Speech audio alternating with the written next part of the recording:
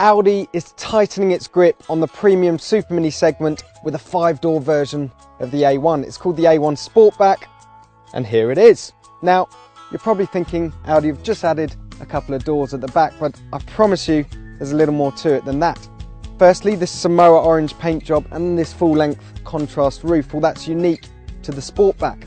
It's also about 6mm higher, 6mm wider, and Audi promise us that makes the interior much more spacious. Let's find out.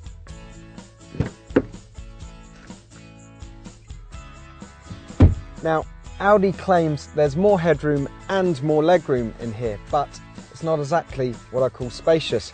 I've set up the chair in front for me. I'm about 5'8", and yes, I fit behind, but it's a little bit cramped. I think 6-footers are going to find it a squeeze.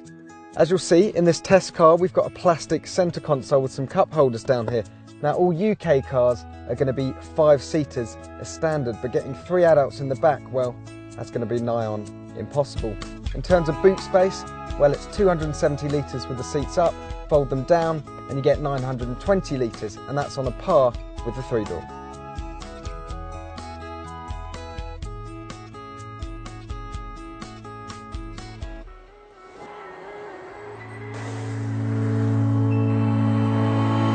As you'd expect, there's a big choice of engines on offer. The cleanest is a 1.6 TDI with CO2 emissions of just 99 grams per kilometre. The fastest is a 1.4 TFSI with 185 horsepower, but the most interesting by far is the brand new engine we're driving here.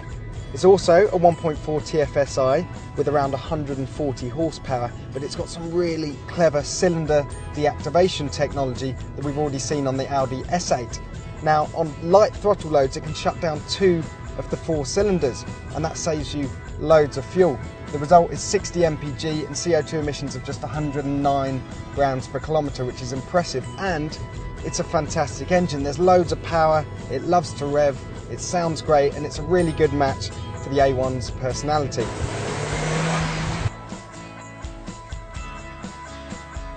In terms of handling, well, it's a similar story to the 3-door really, because it's light and it's small, it feels agile and really keen in the corners.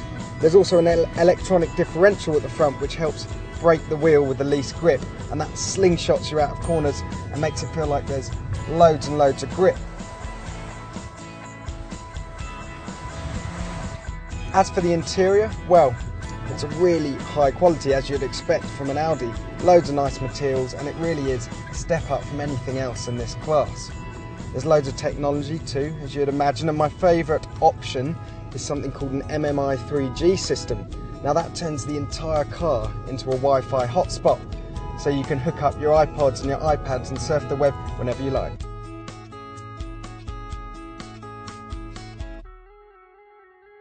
As long as you're not expecting masses of interior space, then I'll have to say the A1 Sportback is a roaring success. Yes, it commands a £560 premium over the 3-door, but those extra rear doors really add another string to its bow. And when you consider it's just as good to look at and just as good to drive as the 3-door, well, it makes the smaller car look a little bit pointless. And that's why Audi reckons 2/3 of A1 sales from now on are going to be the Sportback.